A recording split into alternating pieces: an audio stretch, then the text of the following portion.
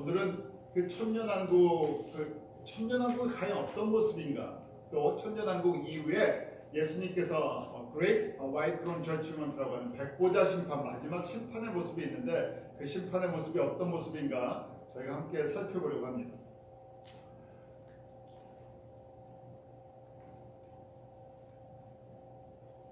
저희가 지난주에 한번 천년왕국에 대한 그 도표를 다 한번 봤었죠. 크게 세 가지 종말론이 있다 그랬어요. 프리밀레니움, 그 다음에 아밀레니움, 그 다음 포스트밀레니엄. 그래서 이 세 가지인데요.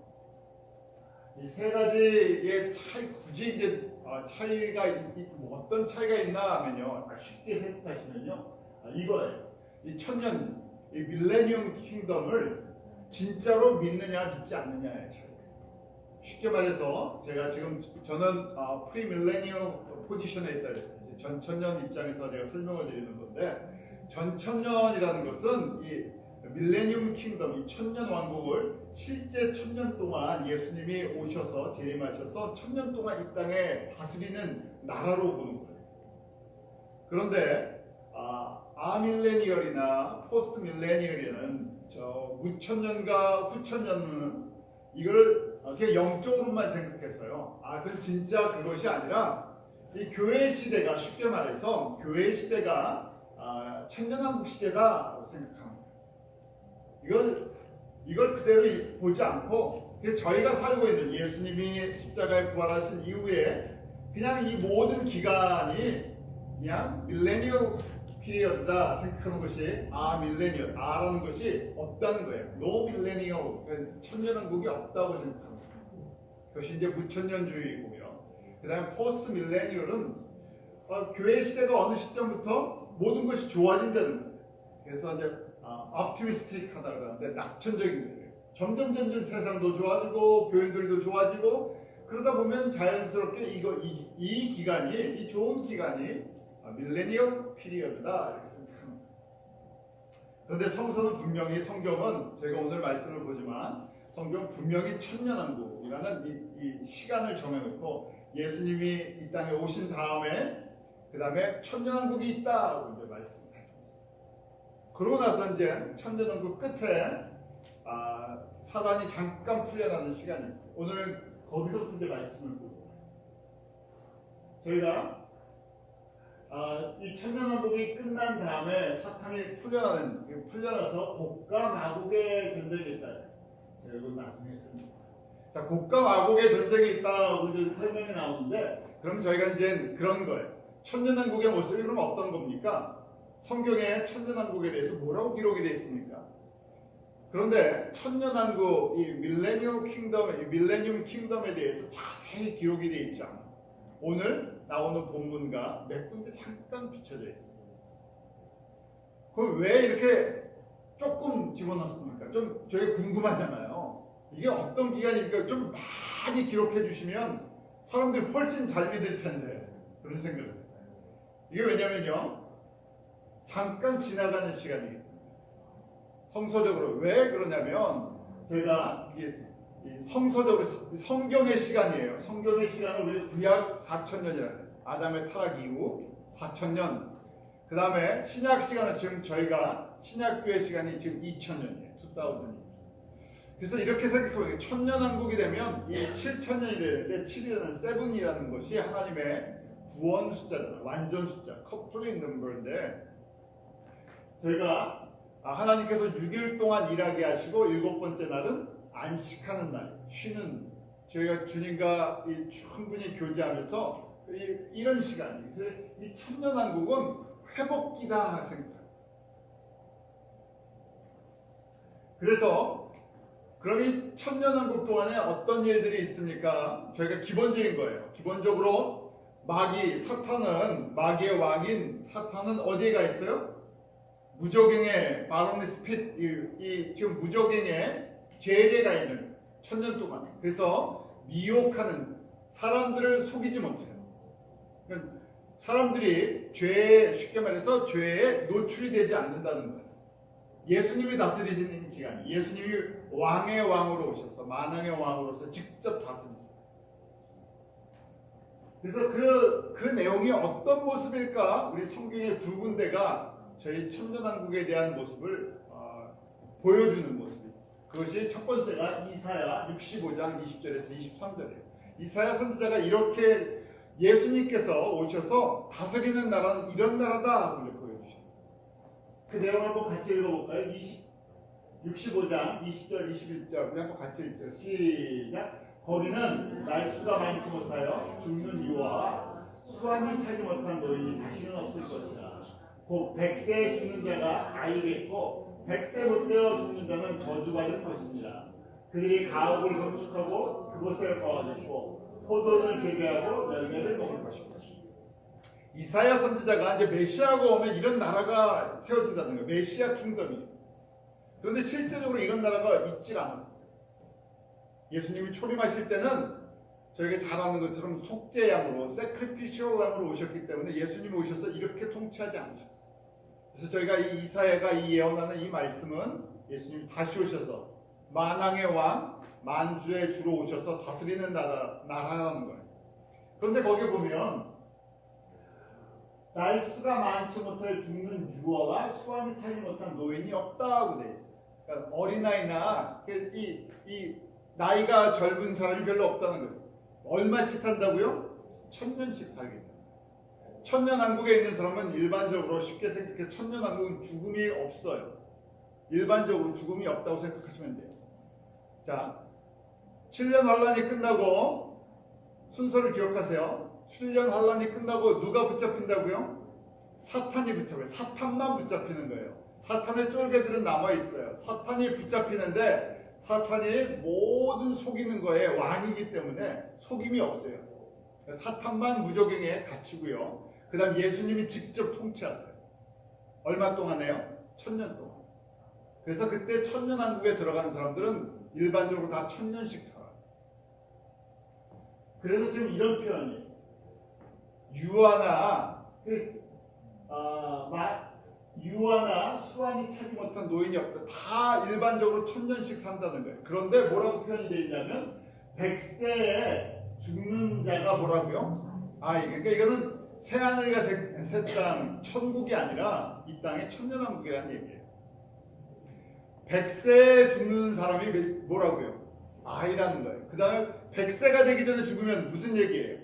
100세가 되기 전에 죽으면요? 저주받은 것이다. 저주받은 자들은 100세가 되지 못해 죽는다는 얘기예요. 그렇지 않고는 일반적인 하나님의 백성들은 다 몇 년씩 살아요? 1000년씩.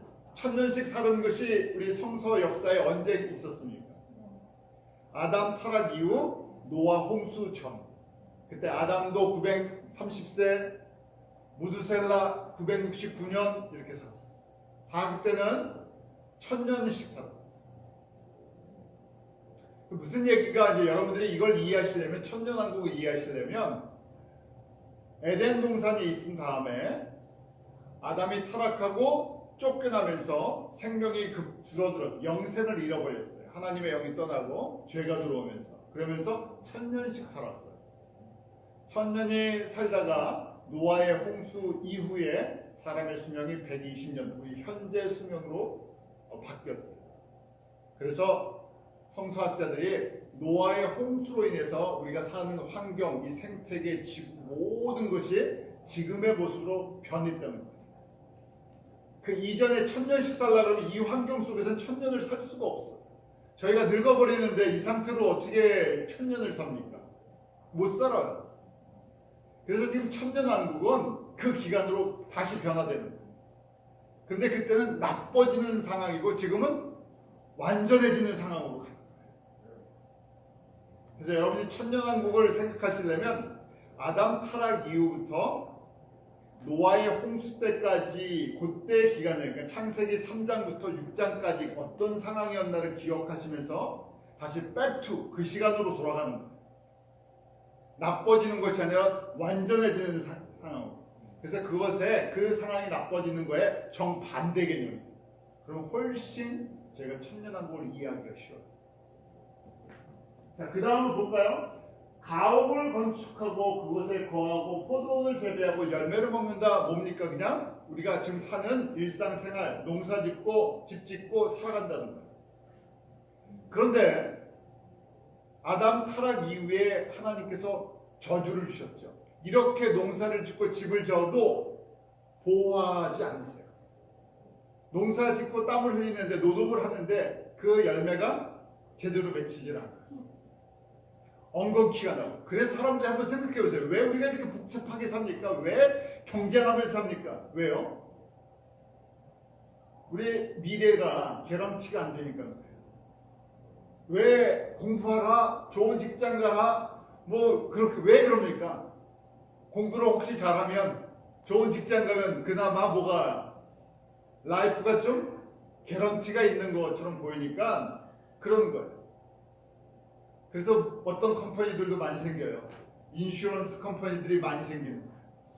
왜냐면 저희가 미래에 대한 불안감이 있어요. 이 원인이 어디에서부터 오나? 아담의 타락 이후에 하나님께서 그렇게 사람들에게 저주를 주셨어요. 너희들 한번 수고해봐라. 땀을 흘려봐라. 그 땅이 너희 마음대로 되다. 그렇게 안 된다는 거야. 그러니까 사람들이 동물의 세계처럼 양육강식이죠. 어떻게든 내가 이겨야 되고 뺏어야 되고. 전쟁이 왜 생깁니까? 땅이 부족하고 불안하니까요. 더 강한 그 나라나 민족이나 부족이 약한 데를 차지하죠. 그런 게 없어졌다는 얘기예요. 그 다음에 더 자세히 나와요. 65장 22절, 23절 같이 읽습니다. 시작. 그들의 건축한 데 타인이 거하지 아니할 것이며 그들의 재배한 것을 타인이 먹지 아니하리니 이는 내 백성의 수완이 나무의 수완과 같고 나의 택한 자가 그 손으로 일한 것을 길이 누릴 것입니다. 그들의 수고가 헛되지 않겠고 그들의 생산한 것이 재난에 걸리지 아니하리니 그들은 여호와의 복된 자의 자손이요 그 소생도 그들과 함께 될 것입니다. 좀 그림이 그려지시죠? 아, 이때는 수고하고 노동을 하고 한 것에 대해서 누가 개런티를 해주신다는 거예요. 예수님이 보장을 해주신 거예요. 뺏을 사람도 없고 뺏기지도 않고 전쟁도 없고 수고한 거에 대한 알맞은 열매가 맺히고요. 그래서 그런데 거기에 이런 표현이 참 중요한 표현인데 23절에 보면 수고가 헛되지 않는다. 그래서 아담 타락 이전의 모습으로 돌아가. 그러면서 이렇게 표현하시죠. 여호와의 복된 자의 자손이다. 그랬어요. 이런 복을 받는 사람들이 누군가 하나님의 자녀들이 이런 복을 받는다는 거예요. 그러면서 요 중요한 포인트인데 그 소생도 그들과 함께 될 것이다 라고 되어 있죠. 또 영어로 보니까 their descendants with them 이라고 되어 있어요. 이런 축복을 누가 받는다고요? 자녀들도 복을 받는다는 거예요. 제가 왜 이 말씀을 보냐면 천년왕국 때 사람이 태어날까 안 태어날까 때문에 그래요. 이 말씀을 보니까 사람이 태어날 것 같아요. 많이 태어날 것 같아요. 왜요? 몇 년을 사니까? 1000년을 사니까. 그런데 어떤 자녀들이 복이 있냐면요. 천년왕국 때 들어갈 때 거기에 리더들이 있어요. 천년왕국 때 리더들이 누굽니까? 지도자들이요. 들림받았던 혼인잔치에 참여했던 사람들이 리더들이에요. 그렇게 저희가 봤잖아요. 19장에. 그 사람들을 신부라 그랬어요. 예수님의 신부 같은 사람들, 그리스도의 제사장 같은 사람들. 자, 이런 사회라고 생각하면 누구의 자녀들이 복이 있어요? 내 부모님이 들림받았던 그리스도의 제사장 가문력이 있다는 얘기예요. 그 자녀들이 훨씬 복되겠죠. 저는 이렇게 보는 거예요. 이 내용을 보니까 이런 말씀을 해주시니까 이게 천년왕국의 모습이 이런 모습이 아닐까. 이것의 완성된 모습이 이렇게 천년왕국 때 천년을 갖다 이렇게 연습을 하며 살다가 이것이 완성된 모습이 새하늘과 새 땅이에요. 자, 이사야 또 11장에도 메시아가 다스리는 나라를 이렇게 표현하고 있어요.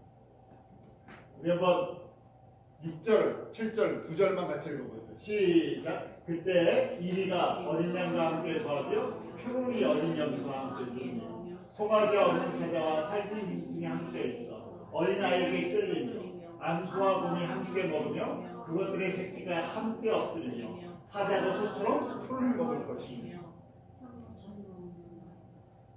이게 언제적 모습입니까? 이것이 타락 전의 모습입니다.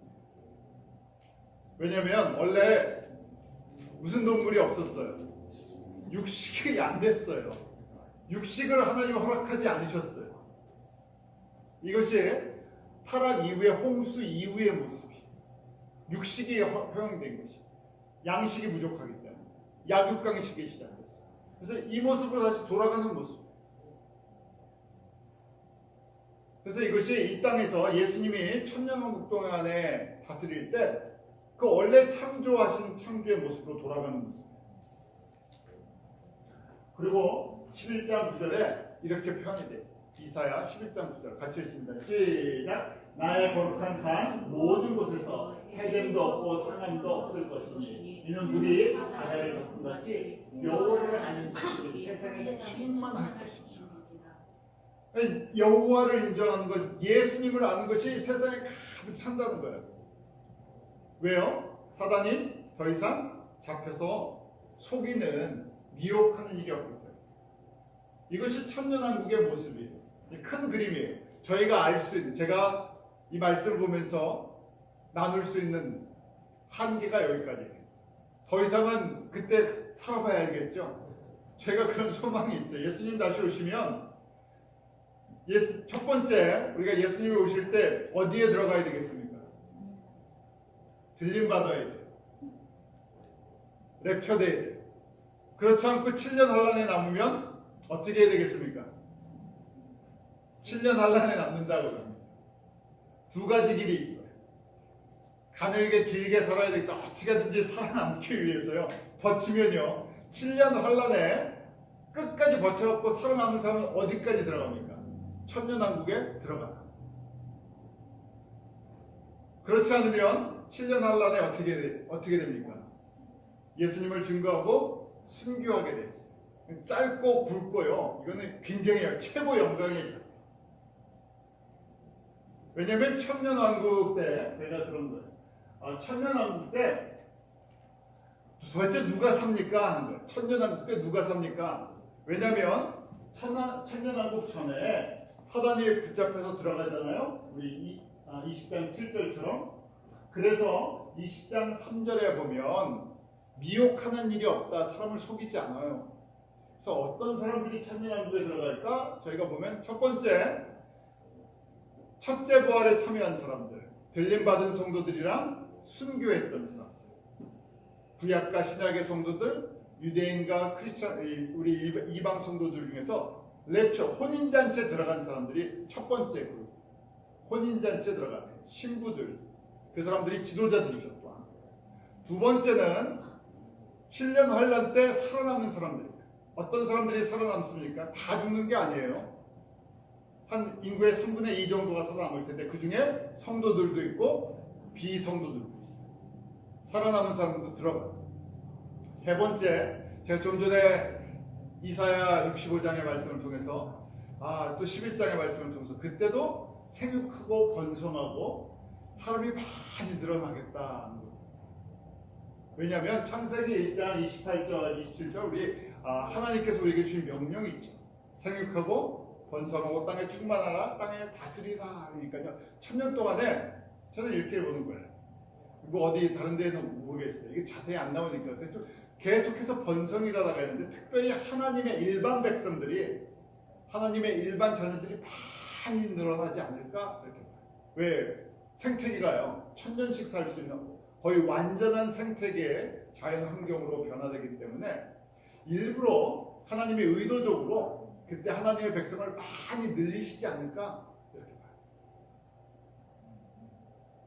왜냐하면 예수님을 믿기 가장 어떻게 보면 쉬운 때, 예수님 직접 다스리는 시간이에요. 마귀의 유혹이 있지 않고요. 그렇다고 사람들을 꼭 예수님을 통해서, 예수님의 그 십자가의 은혜를 통해서 하나님의 자녀가 되죠. 그런 시간을 봅니다.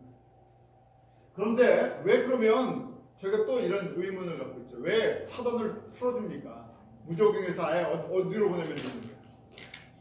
무적행에서 바로 그냥 지옥으로, 무적행에서 바로 불못으로 보내면 되는데 왜 풀어줘갖고 또 뭘 해요?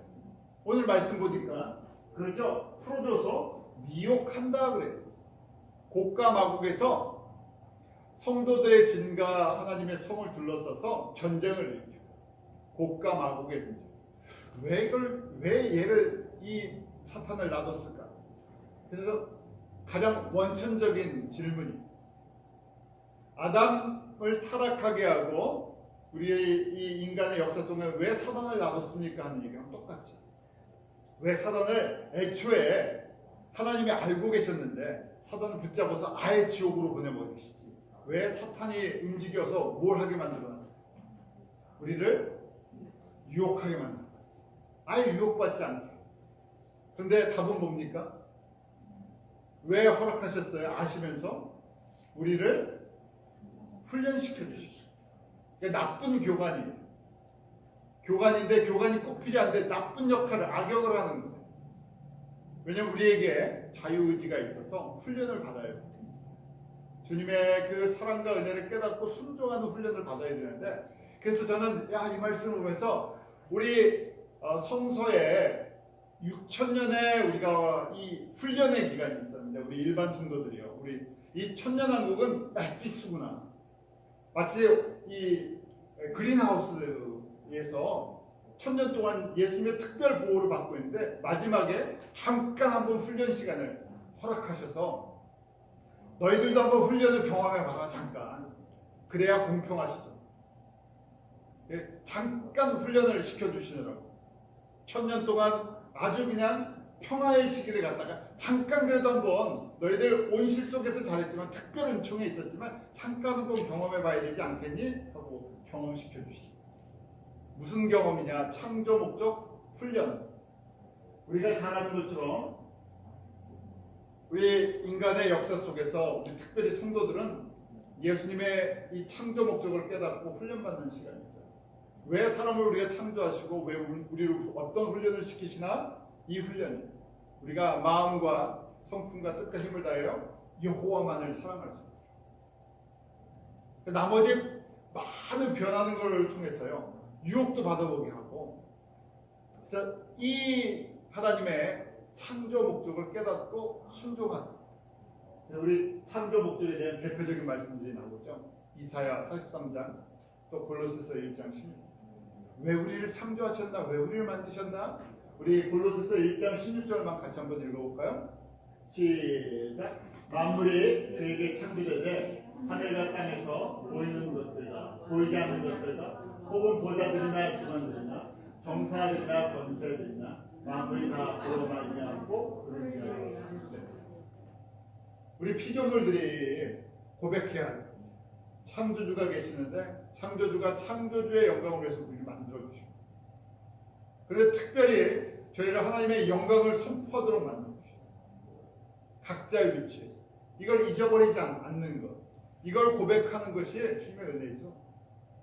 이 훈련을 어떻게 보면요, 우리 라이프가 뭡니까? 그러면요, 우리가 100년을 살든 뭐 80년을 살든 80년 동안 100년 동안 창조주를 기억하고, 이게 모든 것이 창조주가 베풀어 주신 은혜인 거군요. 그리고 창조주를 찬양하도록 80년 동안 훈련받는 거예요.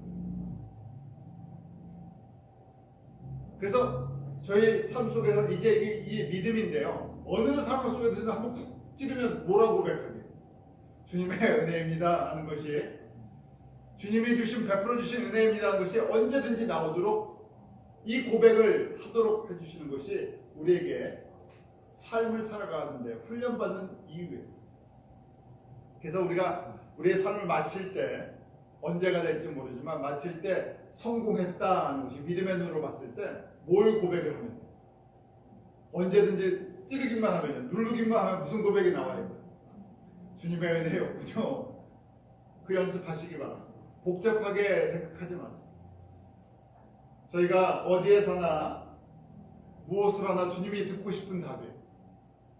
어떤 환경 속에서 주님의 은혜로 살아. 주님의 은혜로 자녀가 됐어요. 주님의 은혜로 이 모든 걸 감당하고, 주님의 은혜로 호흡하고 있고, 주님의 은혜로 먹고 있고, 주님의 은혜로 일하고 있어요. 제일 큰 은혜가 예수 그리스도를 깨닫고 그 창조주를 위해서 살고 싶은 마음이 생겨요. 믿음도요, 은혜예요. 이왕 저희가 신앙생활 하는데, 이왕 교회 다니고 저희가 주님을 섬기기로 했는데 하면 어떻게 하는 게 좋겠습니까? 잘하는 게 좋죠. 열심히 하는 게 좋아요. 근데 이거는 누가 시켜서 되질 않아요. 시켜서 되는 것 같으면 제가 맨날 시키겠어요. 이게 주님의 은혜예요. 그래서 저희 자녀들도 시켜서 되는 일이면 제가 발벗고 나서서 시켜서 하겠어요. 근데 자녀들도 어떻게 됩니까? 은혜로 예수님을 아는 거죠. 시켜서 하는 게 아니에요. 저희 성도들도 그렇고 저희 가정들도 그렇고 자녀들도 그렇고 다 마찬가지예요. 그래서 어떤 고백을 하게 주님이 하십니까? 주님이 주신 은혜였군요. 그래서 아주 철저하게 고백하겠어요. 그것이 우리 삶에 주님께서 훈련시키시는 목적. 이게 인간의 역사를 통해서 이걸 훈련시키시다. 자, 이게 다 끝나면요. 이제 천년왕국 끝나서 천년왕국 끝에 곡과 마곡의 전쟁을 허락하시는 것도 이런 거예요. 주님의 자녀들이 주님의 은혜로 이렇게 지내왔군요 하는 고백을 하도록 허락하세요. 그런데 중요한 여기 포인트가 있어요. 아니 그런데도 그 예수님이 다스리시는 천년왕국도 누가 존재한다고요? 안 믿는 사람들이 존재하는군요. 마귀의 자녀들이 존재하는군요. 마귀가 천년왕국 끝에 풀려나니까 어떻게 돼요? 또 미혹을 당해요. 근데 그 수가 얼마나 많다고요? 오늘 말씀을 보니까 그 수가요 바다의 모래같이 많다고 그랬어요. 그래서 저희가 생각할 수 있는 것이 그렇군요. 천년왕국이라도 인간의 이 삶 속에서는 하나님의 예정된 자녀들이 있고 마귀의 자녀들이 있다. 저희가 알 수가 없어요. 미스터리예요. 우리의 주권도 아니고 이 세상에는 다 같은 사람으로 사는데 하나님의 자녀로 예정되어 있는 사람들이 있고 마귀의 자녀들이야. 예수님이 다스리시는 천년왕국인데도 누가 존재한다고요? 거기에 겉으로는 그냥 다 같이 살아가는 똑같은 백성들 같은데 거기에 마귀 자녀들이 남아있다. 이 수가 한두 명이 아니고요. 바다 모래같이 많답니다. 한 번에 정리하세요. 그것이 심판의 모습이죠. 우리 9절 10절 한번 같이 읽어볼까요? 시작. 저희가 지면에 널리 퍼져 성도들의 짐과 사랑하시는 성을 부르니 하늘에서 불이 내려와 저희를 소멸하고 또 저희를 미혹하는 마귀가 불과 유황 못에 던지니 거기도 이미 짐승과 거짓 선지자도 있어 세세토록 밤낮 괴로움을 받으리라. 그 숫자가 얼마나 많은지 성도들의 짐과 예루살렘 성과 이 도성을 다 둘러싼다 그랬죠. 그런데 하나님께서 하나님의 불로 완전히 소멸시켜버렸어요. 그리고 다시 마귀를 이번에는 완전한 심판이죠. 멸망이죠. 미혹하는 마귀 사탄을 얘기하죠. 사탄을 불과 유한 곳에 던지는 최종 종착지 데스티네이션 거기가 영원한 곳이죠. 거기서 영원토록 거기서 심판을 받으면서 있는 거죠. 또 거기에 있는 유황 불못에 들어가 있는 존재를 보니까 짐승과 거짓 선지자 우리 엔타이 크라이스트라 그랬죠. 거짓 그리스도 정치 지도자라 13장에 나오는 이 세상을 미혹해 하는 정치 파워를 갖고 있는 사람, 그 다음에 거짓 선지자, 예수님께로 인도하지 않고 잘못된 신앙으로 인도했던, 잘못된 종교로 인도했던 거짓 선지자.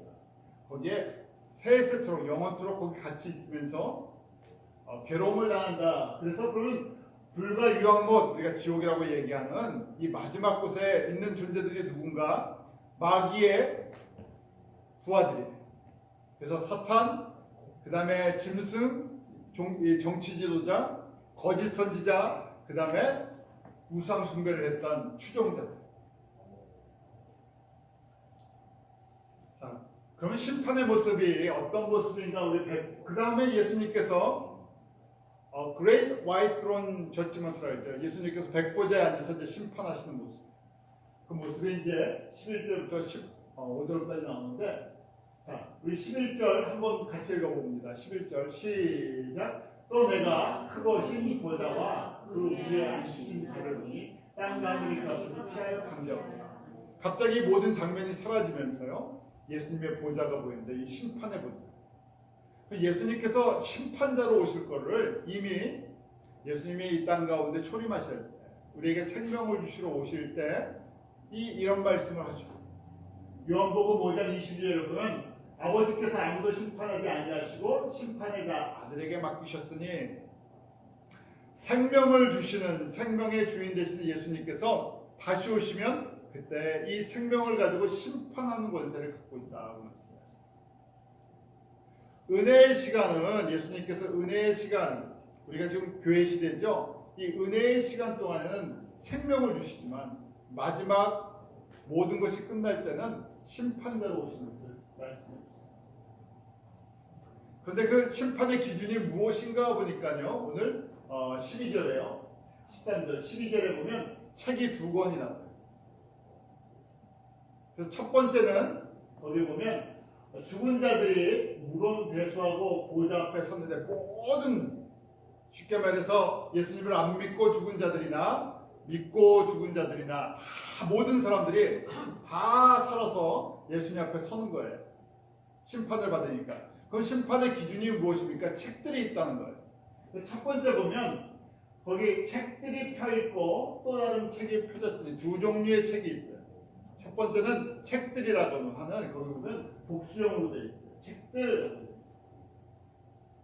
그리고 또 다른 책이라는 이 다른 종류가 있는데 Another Book이라는 단수로 되어 있어요. 근데 Another Book은 생명책이다, The Book of Life라고 설명이 되어 있어요. 그 책들은 뭔가 그러면 예수님을 안 믿고, 쉬운 얘기로요, 예수님을 안 믿고 죽은 사람들의 이름들이 기록되어 있는 거예요. 근데 복수죠. 북스 훨씬 많다는 거예요. 인간의 역사를 통틀어서요, 성서의 역사를 통틀어서요, 항상 안 믿는 사람들이 더 많습니다. 근데 그 사람들의 기준은 무엇인가? 거기 보면 자기 행위대로라고 했어요. 그러니까 안 믿는 사람들은요, 모든 자기 행한 것이 다 기록되어 있어요. 그래야 공평한 심판을 받을 수 있죠. 저희는 예수님의 이 생명책에 기록된 사람들은요, 예수님을 믿고 예수님께서 그 피로 어떻게 했습니까? 우리의 그 기록들을 다 어떻게 해요? 다 지워버리셨어요. 덮어버리셨어요. 그래서 그 기록이 나오지 않는 거예요. 그런데 이 책들에 기록된 대로 심판을 받고 죄의 형벌이 있는 거죠. 거기에 따라서 영원토록 형벌을 받아요. 생명책에는요, 우리는 심판을 받는 것이 아니라 상급에 대한 이 결산을 하게 됩니다. 이 결산 시간이에요. 믿는 사람들에게는 결산의 시간.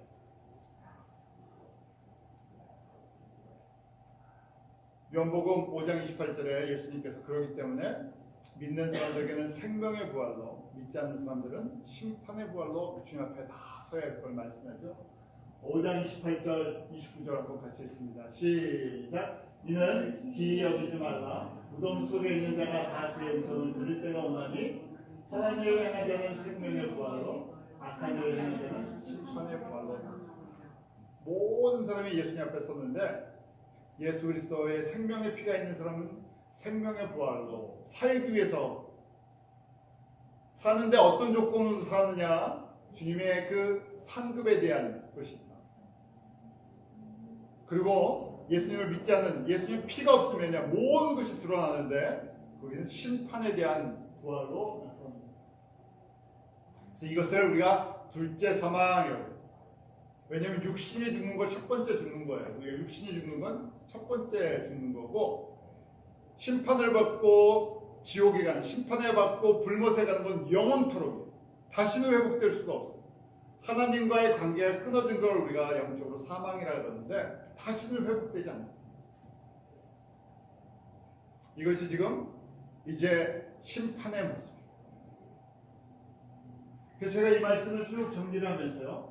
13장 8절, 계시록 13장 8절 이렇게 기록되어 있습니다. 우리 13장 8절 같이 읽습니다. 시작. 죽임을 당한 어린 양의 생명책에 창세 이후로 농명되지 못하고 이 땅에 사는 자들은 다 짐승에게 경배하리라.